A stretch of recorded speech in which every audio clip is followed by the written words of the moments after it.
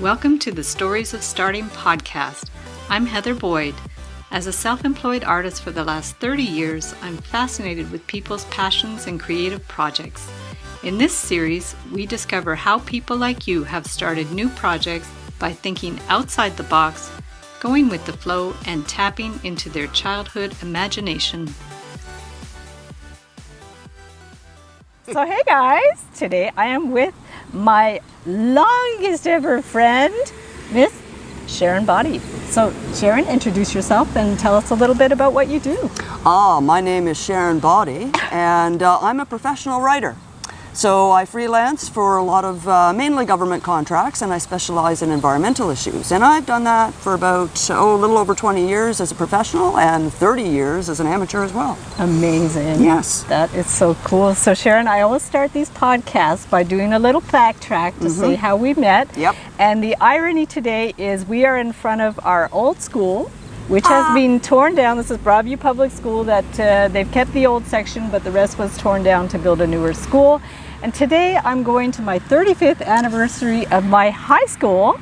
Yikes. And Sharon did not go to my high school, but I basically spent all my time with Sharon in high school and didn't really hang out with anyone else except in the art room. That was about it. Yep. So I'm dragging her to my reunion. Of course. Well, I know most of them too. So, anyways, yeah. exactly. I crashed their parties before. Oh yes, exactly. So Sharon, we met in grade 7, and you were sort of my saving grace, and we had a good ride. An immediate friendship, I think. Exactly. Mainly because I was told not to talk to you. Yes. By the mean girls. So don't listen to the mean girls. Exactly. Because the interesting ones are the ones they don't want you talking to. And we never looked back, right? No, we no. sort of kept in touch over the years, and I've lived in other cities, but well, Sharon's you've never always lived in Ottawa again since you were 18 years old. Exactly. And here we are, 42 years later. Yeah. Oh my God. Pretty crazy. And so I've written a few notes. I mean, there's just too much to remember. I know. But there were a couple of trips we had also after high school that I remember one we took to Boston. Oh yeah. That was great fun. That was fun. And we had this game where we would speak French. There was that trip. And then remember the one to Quebec City? Yes, because she was there too, technically. Technically, that's when I was pregnant with Mimi. Yep. And I remember it, so we laugh about it to this day because Sharon got sick that day because of the heat, and I always joke with her that she had my morning sickness, so that was pretty awesome. I don't mind if that's the only thing I had to do for parenthood. What the heck? Exactly. Oh my God. So Sharon, I'd love to talk a little bit about sort of your journey. And I know you didn't go to university right after high school. Nope. And the two jobs I do remember you did, you worked for the Indian Agency and then you worked for the a trademark company. And law firm. Yeah, it was a law firm, because I remember you helped me to organize getting my first trademark for my first business, which was called Filament at the time, which I don't use that name anymore. But tell us a little bit about, after high school until you started school.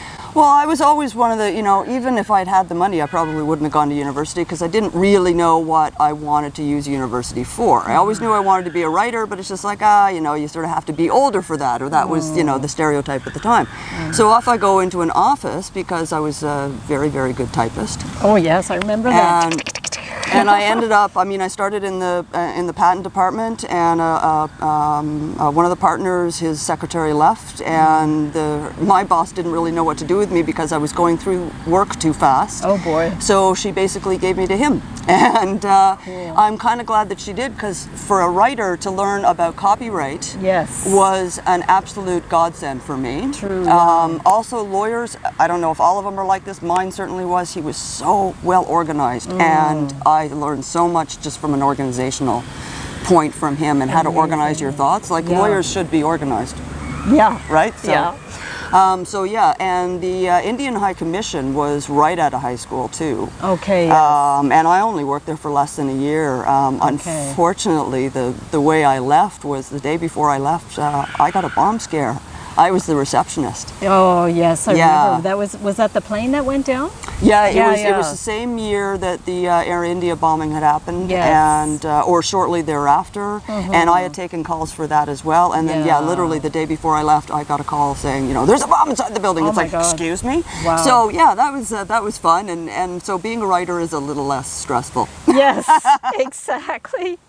And then, so after that, you went to university. Yep, So went to, where were you, and what did you study? I went to Carleton for English, and Okay. I went specifically because I wanted to be a writer at that point. So it's like, okay, what degree is going to make me write a lot and read a lot? So it's like English. Off I go. So I did 3 years of that, and basically as soon as I got out, I got a couple of really good breaks. I was working part-time in an office and starting up my own business, and that's when I first got my contract with Newswest. Oh yes, of course. So I took over maternity leave for my community paper, which was, you know, and again, the editor whose maternity leave I took over is a very old friend of mine too. I've known her since like 1996, 97. Okay, well. But she gave me my first sort of writing break. Yes. And that's where I really learned a lot about the community and issues and all the rest of it. And again, more organization and writing. Yeah, exactly. And I remember at one point you were working for PERT, the Peace and Environment Resource Center. Yeah, I was a volunteer for 15 years. I remember you were for a long time, and I remember at one point I went in because they had a fundraiser, and I went in and I was selling my jewelry to raise money for this association. And I remember they started this whole thing called Donate a Day of Pay. Oh yeah, yeah, Donate a Day. Because I donated all my proceeds that day. Yeah, for that exactly. Day. So is that organization still running? It's still running, actually. I mean, I haven't been volunteering there for a long time, but they actually did publish an article that I'd written about saving our public parks earlier this year in the June issue. Very So cool. it is online as well. If the print issue is still not kicking about, it's definitely online for pretty much ever. Cool. Well, I'm going to link up all of your articles and things below as well. And well, not all of them, but some of the I highlights. don't know where they all are. Yeah, exactly. Yeah. And so tell us about a few of your current projects. I know you have you write a lot about environmental issues, and you're very involved with a lot of organizations in Ottawa. Well, let me split it up between paid and volunteer. How's Sounds that? good.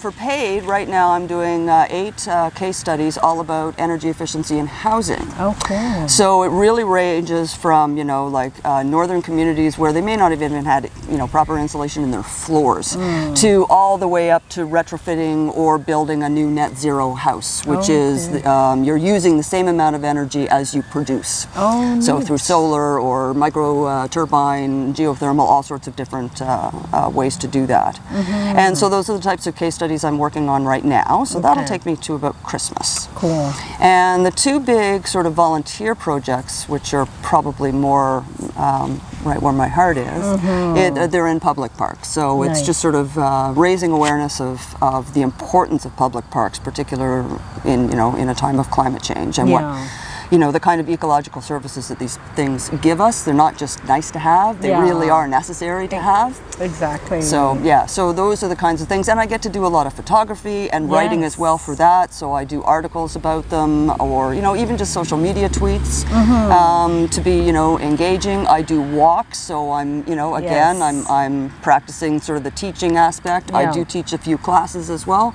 So I mean, I sort of keep my fingers in a lot of pies. Yeah, and it's very creative. I love your little clips you put up on YouTube of different things that you see in the park. And of course, I remember that one you did a few years ago of this dust bunny that was like growing, and that's probably still on YouTube. Oh, it still is. It's an entire series of the life and death of a dust bunny. Oh God! Yeah. Isn't YouTube great for just doing personal projects and stuff? Yeah, I well, just love it. the dust bunny one, I also have a poem about it. If there was money in dust bunnies, I'd be a billionaire. I'd grow fat off the profits that grow from the locks of my hair. Anyway.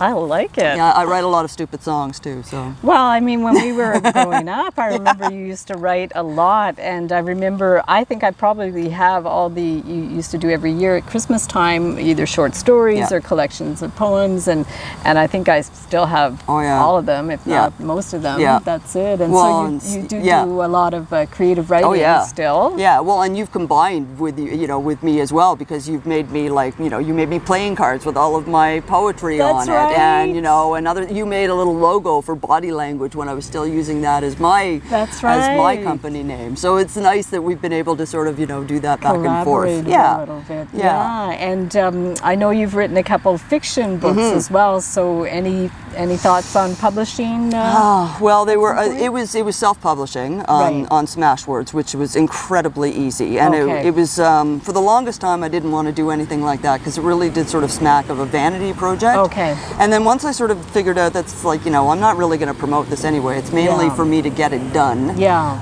And to get it out there, and it's just kind of passive. People happen to stumble across it. Great. Yeah. But I was happy to you know, it's the first novel I was able to actually complete from start to finish. Oh, amazing. And it gave me, you know, the confidence to do the smaller one, which was the novella. And now I'm, you know, and you learn from each one you do, because novels are different from short stories. I used to be able to, in a short story, I can keep everything in my head. Yes. And I can work everything out and then put it down on paper. With a novel, I'm finding that difficult to do. So with the one I'm writing now, which is kind of more of a magical type, which also involves a park and a little creature. Oh, that's perfect. I'm drawing the creature. Oh, amazing. And I'm drawing, you know, things that I see that might happen in the story, or even just settings within the story, just to get me sort of, you know, outside the usual way I write. That's right. Yeah. And what a great way to introduce people to ideas and issues as well, is to do it in a fiction form. And I love that you're doing the illustrations. Yeah, exactly. Well, really visual, cool. I am visual, so and I mean, I should just not fight it. Yeah, exactly. That's it. That's so funny. Yeah. And I know last year I did a workshop with you about foraging, and I just loved it. I thought it was so cool and so in keeping with what you're doing. So tell us a little bit about your foraging experience. Okay. Well, foraging has been about 10 years I've been sort of studying it. And it's sort of, a natural progression of me, you know, hanging out in trees and, you know, growing food and whatnot. So, and it stemmed from, one day in my garden, it was too hot to weed, took some photographs of something that ended up being garlic mustard, which is incredibly yummy. And you can make pesto out of it. Cool. And it's actually good to pick because it's kind of invasive. Yeah. So I was just gobsmacked that here I was picking stuff out of my garden that literally was more nutritious for me than the stuff I was putting in. Yeah. So I went whole hog, right? I just got everything, you know, that I could possibly get my hands on. I was reading every blog, every website, going to the library all the time, and just going outside and, you know, looking and taking photographs and learning. And I just think it's a great thing for everybody to know, because even 50, 60, 70 years ago, we all knew this stuff. Yeah. Right? Yeah. And indigenous communities knew this stuff. We shouldn't have hungry people in this country, right? No, we're sitting on this lawn, we're surrounded by, you know, like clovers and wood sorrel and dandelion, and you know, it's not just grass. Yeah. So food is literally all around us, and I'm very passionate about being self-sufficient in that manner. That's it, exactly. Yeah. If the worst happens, could you do this? Yeah. You know, it's kind of a challenge. Yeah, no, it's definitely a challenge, and it's a lot of fun. I know you've brought me around a few times, and I remember I used to live across the street from McKellar Park, and we used to go over and pick like chamomile and eat them, you know. God knows if a dog had peed on it or whatever, but it was delicious. I remember that. Yeah, and that's called pineapple weed. Pineapple weed, how interesting. And actually, McKellar Park is the temporary location of the Westboro Farmers Market right now in Ottawa. I did not know that. As they redo a few things along Byron Avenue. Oh, that's cool. Yeah, and it's funny that you're doing these walks in Hampton Park too, because when we were in like grade 7, whatever, you lived near there, and I remember walking through that park with all you the and time. your dogs. And, well, and some of our friends who went to Broadview used to do homages to Monty Python in there. We had, you know, the Super 8 cameras, right? Yes. Nothing this fancy. Yes. But like, you know, some of the guys had these cameras, and we used to do a couple of things in the woods as well. I remember that. Yeah. I remember it was Michael that did a film of them climbing Spark Street or something. Well, that was a Monty Python sketch, climbing High Street, climbing the High Street, and it's all done on an angle, right? So it looks as if they're like hiking up the sidewalk, and it's just, you know, I think I was like one of the few girls at Broadview who actually got all of these references. No, because I was raised on Monty Python, right? So I remember having to actually translate the accent for some people. Oh, interesting. Yeah. Okay, no, I certainly remember watching Monty Monty Python. But I think something I remember about you is you had like this incredible memory for like all the lyrics of the songs and all the ditties and everything, and it's just I don't know, maybe it's one of your talents or just something you've practiced.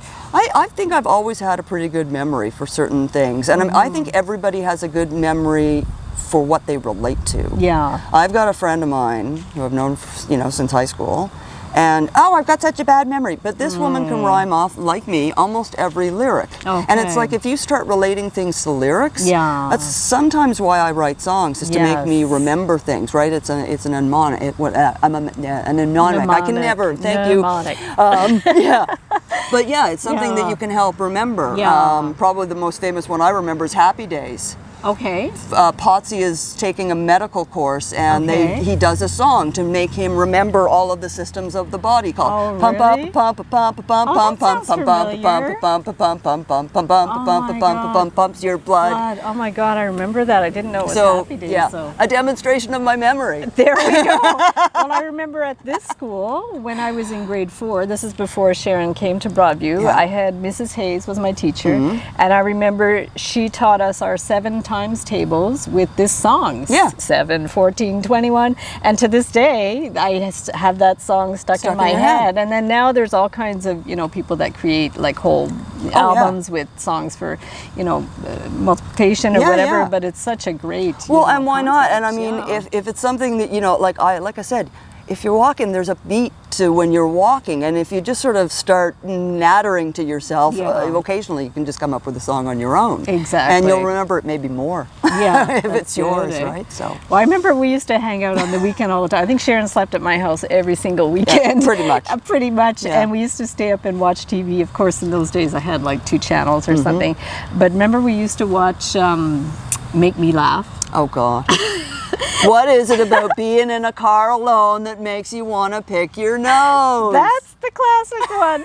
In fact, I don't think I found that one, but you can find episodes of Make Me Laugh on YouTube. Yeah? Okay, good. Because that one, I mean, I would love to find that one again, because I have a cartoon that I drew of that one. Oh, is that right? Yeah, I think I did a comic about that one at one point recently.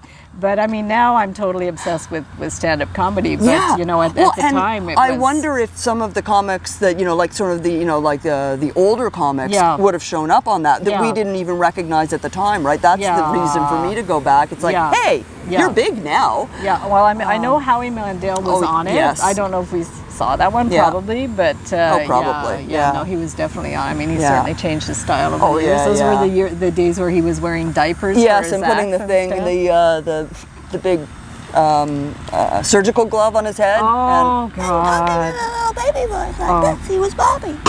That's great. So Sharon, is there anything else you'd like to tell the viewers? Anything about your projects or anything you'd like to share? I don't know. What would I like to share? I wish people would, really think about where they are a little bit more. Mindfulness, right? Mindfulness. And not, I'm not a meditation, I've always been kind of, I don't like oogie googie stuff. I don't take classes. I don't like yoga instructors who tell me to breathe through my eyelids, which I actually had one do that to me. And, sorry. Yeah. I'm disciplined enough to do that at home. But I just wish, a little less cluelessness in the world and a little more kindness. And everybody was a baby once. Yeah. No, it's true, eh? Even your worst enemy. Yeah, imagine. It's true. Actually, it's funny you say that because I have a picture of Mark on the wall when he's 3 years old. Yeah. And maybe not even 3, like a year and a half, and he looks so sweet and innocent. So anytime he's like in a crappy mood, I look at that photo and it's like, isn't he cute? Isn't he adorable? He was somebody's lovely little boy once. That's right. So, exactly. Yeah. And the other thing I forgot to mention is you do not have your driver's license. No, I have never, ever had a driver's license. I have driven a car exactly twice, I think. Oh, really? Yeah, my sister's car and my brother's truck, which I promptly drove onto the sidewalk and freaked out my sister. No, I mean, when I was 16, I was going to get my license. Everybody else was going to driver's ed, blah, blah, blah. Yeah. And my stepfather said, nope, you're never going to be second driver on my car. Oh, so yes. I said, you know what, what's the point? Yeah. All my friends live in the neighborhood, Yeah. like what's the point? And then I go to work and I work downtown and I lived in this neighborhood and Yeah. I've always lived in this neighborhood and, what's the point? Yeah. And now with graduated licensing, I mean, I'd be 60 years old before I have my flipping driver's license, and then I'd have to start taking my test every 2 years or whatever so no, I think I'll stick to the bike. Well, and the beautiful thing is it's so in keeping with your mentality and your lifestyle. It's just being self-sufficient, not using the car for no reason, and not really needing it. I mean, you guys don't have a car, and when you need one, John will rent one, and you can get to where you have to go. I mean, I think people have a lot more control over their lives than they think they do. I think people abdicate a lot of control. Oh, I need a car because of this. It's like, well, if you made those decisions to live a certain place that was far away or whatever, just own your decisions. Don't freaking defend it.